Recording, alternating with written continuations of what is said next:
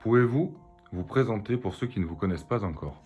Bonjour à tous, alors je suis donc David Bray, je suis meilleur ouvrier de France charcutier traiteur depuis 2004 et je suis également le créateur des délices charcutiers David Bray. Un petit mot sur votre parcours. Je crois savoir que votre parcours est riche de formations diplômantes de traiteur, pâtissier chocolatier, confiseur glacier et charcutier au sein de l'École supérieure de charcuterie de France. Est-ce une force pour vous aujourd'hui d'être capable de tout travailler, sucré-salé? Alors effectivement j'ai un parcours de formation assez complet puisque j'ai fait plus d'une dizaine d'années de formation en centre de formation, notamment à l'école sup à Paris pour mon brevet professionnel et puis ensuite pour mon brevet de maîtrise. Pour la formation, j'ai commencé en bas de l'échelle, comme on dit, par un apprentissage en charcuterie traiteur. J'ai passé un CAP de pâtissier, ensuite j'ai voulu poursuivre par un CAP de cuisinier, puis un CAP de pâtissier pour avoir l'ensemble des techniques culinaires, voilà, sucrées et salées. Ensuite, j'ai voulu monter au niveau des diplômes et je suis donc parti sur Paris, tout naturellement, pour m'expérimenter à la fois dans une entreprise parisienne et puis également à l'école sup à Paris, l'école supérieure de la charcuterie de France, donc une école de renom qu'on appelle le CEPROC, où j'ai été formé pendant 2 ans en traiteur, ordinateur de réception et charcuterie traiteur boutique. Voilà, et j'ai poursuivi par mon brevet de maîtrise ensuite par la suite. Voilà. Avez-vous une préférence entre le sucré ou le salé? Je parle bien évidemment pour le travailler. Alors, je dirais que mon métier de cœur est charcutier traiteur. La charcuterie, c'est tout ce qui est salé. Mais c'est vrai qu'avec le domaine traiteur, on est appelé à traiter à la fois du salé et du sucré. Et j'adore également faire la pâtisserie sucrée. J'adore dresser les desserts, notamment surtout à l'assiette. En ce qui concerne le traiteur, ça s'apparente plus à une pâtisserie qu'on retrouve aussi dans les restaurants gastronomiques ou dans les cuisines. Mais c'est vrai que non, je suis un passionné en fait. J'aime la charcuterie, j'aime faire la cuisine, j'aime faire la pâtisserie, la chocolaterie. Mon parcours m'a amené à toucher un petit peu à tous ces domaines. Et c'est vrai que tout me plaît, tout me passionne. Et c'est vrai que c'est une vraie passion. Et c'est vrai que je dis souvent, l'avantage quand on fait un métier passion, c'est toujours plus facile d'aller embaucher le matin. Puis la consécration. En 2004, vous obtenez le titre tant convoité de meilleur ouvrier de France, MOF. Comment y arrive-t-on? Quel est votre secret? Comment on y arrive? D'abord, c'est le travail et le travail. La pugnacité, l'organisation, la rectitude, les sacrifices. Préparer le concours de meilleur ouvrier de France, c'est beaucoup d'investissement, beaucoup de travail, beaucoup d'efforts, beaucoup de sacrifices, beaucoup d'abnégation, puisque ça se prépare après les journées de boulot, ça se prépare le week-end, au détriment de la vie professionnelle, donc la vie familiale est de côté. Pour le concours, on laisse aussi ses loisirs. On mange MOF, on respire MOF, on vit MOF. Voilà. Le concours de MOF, c'est quelque chose qui nous transcende, qui nous transforme. Et c'est pendant, avant et après. Voilà. C'est un travail de tous les jours. Ce titre, pardon, a changé dans votre vie au quotidien? Mais je vous dis, pour moi, c'était un rêve d'apprenti, donc c'est un rêve qui est accompli, c'est un aboutissement. Vis-à-vis de ma famille et de mes parents, bien sûr, c'est une grande fierté pour eux. Après, bien sûr, il faut rester humble. Moi, c'est ma devise. Je dis toujours qu'on reste apprenti toute sa vie. Et j'aime beaucoup cette phrase parce qu'elle dit les choses. Notre métier évolue sans cesse, donc on apprend tout le temps. Et donc, même meilleur ouvrier de France, on apprend encore. Et moi, c'est ce qui me passionne et c'est ce qui me plaît dans mon métier. Ce que ça m'a apporté, bien sûr, une reconnaissance professionnelle, la reconnaissance de mes pairs et à la fois une reconnaissance aussi vis-à-vis de mon travail, des efforts qui ont été connus et reconnus et récompensés. Et bien sûr, ça m'apporte également un gage de qualité sur mon travail, sur mes produits, sur la formation que je peux dispenser, que ce soit au niveau national ou international. Ça se retrouve également dans mon travail de tous les jours de formation, dans tous les jours dans mon travail également de fabricant, de charcuterie, parce que après, bien sûr, on a cette reconnaissance et on se doit de l'honorer ce titre tous les jours. Moi, je ne le vois pas, mais je peux vous dire que les gens le voient bien quand je l'ai autour du cou, ce col tricolore, et qu'on ne nous épargne pas pour autant. Hein. Donc, c'est un gage de qualité, c'est une reconnaissance, et les gens attendent un certain niveau de qualité des produits. Voilà. Donc, c'est un travail de tous les jours. Le concours de meilleur oeil de France, l'obtention du titre n'est pas une fin, mais c'est là que ça commence. Maintenant, pouvez-vous nous parler de votre expérience des tests Gourmet de France, car vous faites partie de notre fameuse Dream Team? Alors, faire partie des tests Gourmet de France a été pour moi une nouvelle expérience. C'est une expérience que j'ai testée à La Rochelle. C'était une première. C'est un très bon souvenir, une belle journée, beaucoup d'échanges avec les professionnels de mon secteur, hein, des collègues de renom, restaurateurs, traiteurs, meilleurs ouvriers de France, chefs étoilés. Beaucoup d'échanges et de partages, et puis aussi beaucoup de découvertes, découverte de nouveaux produits ou de produits qu'on ne connaissait peut-être pas sous cette forme. On les a découverts ou même redécouverts, voilà. Et donc c'est très très intéressant, c'est fait avec beaucoup de sérieux. Ça nous met aussi beaucoup de pression parce que on juge en notre âme et conscience, bien sûr, et on essaie d'être le plus objectif possible et le plus droit possible. C'est important lorsqu'on est jury. Je sais de quoi je parle puisque je suis jury sur les concours nationaux et internationaux depuis près de 20 ans. Il y a toujours le travail de quelqu'un derrière avant de poser une note. Et là, en l'occurrence, c'est le producteur qui produit ses produits, qui émet son cœur, qui émet son âme, ses tripes.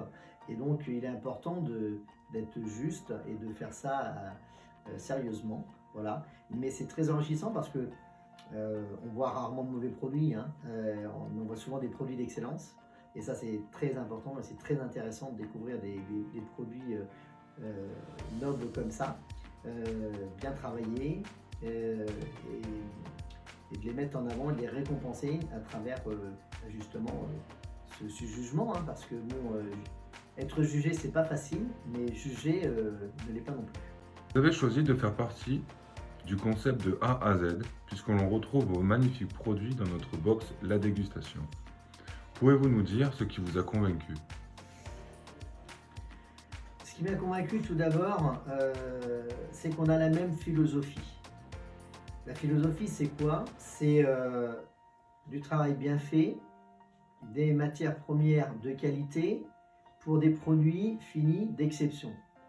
La quête d'un meilleur ouvrier de France, c'est justement celle-ci, c'est de travailler des produits nobles, de qualité, pour en faire des produits d'excellence.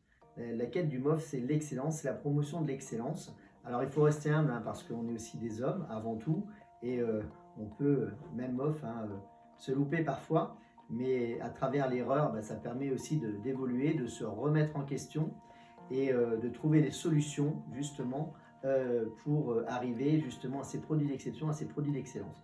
Voilà, c'est le fil conducteur de la box Gourmet de France, et c'est aussi mon fil conducteur et ma philosophie, et c'est pour ça que ça me plaît, c'est pour ça que je suis fier et je dirais même honoré de retrouver mes produits distribués par Gourmet de France. Comme vous le savez, le concept de la dégustation box est basé sur deux piliers.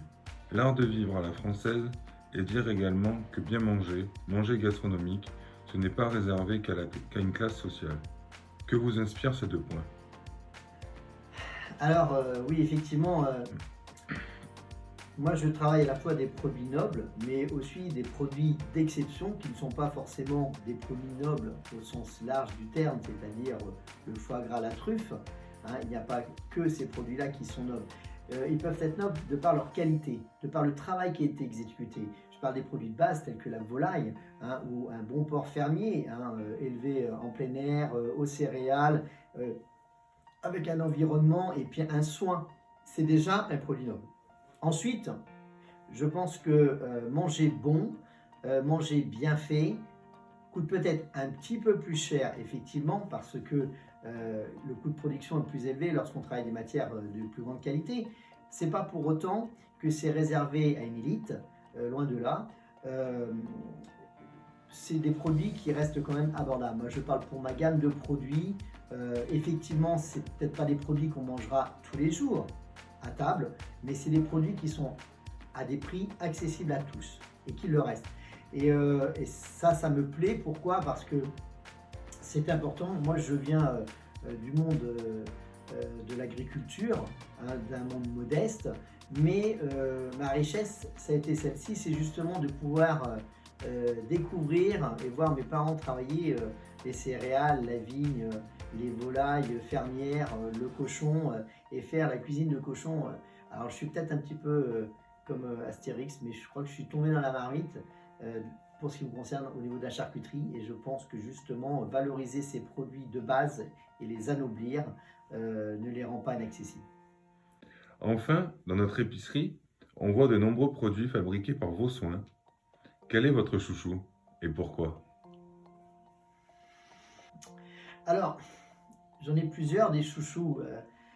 J'essaie de faire des produits à la fois classiques, traditionnels et bien travaillés, et une autre partie de gamme plus originale, plus moderne, un peu plus excentrique, je dirais, par rapport au classicisme qu'on peut avoir aussi sur certaines fabrications traditionnelles de charcuterie. Moi, ma devise, c'est tradition et modernité, c'est-à-dire qu'à travers la tradition, les bases ancestrales, on peut amener la charcuterie à la modernité. Ça, c'est la première chose. Ensuite, eh bien, je dirais que j'aime bien, au niveau de mes chouchous, j'aime bien mon pâté grand-mère, parce que le pâté grand-mère est un produit, un grand classique de la charcuterie française, que j'ai pu remettre au goût du jour à travers la conserve. Et ça, j'en suis très fier parce que je le trouve très bon.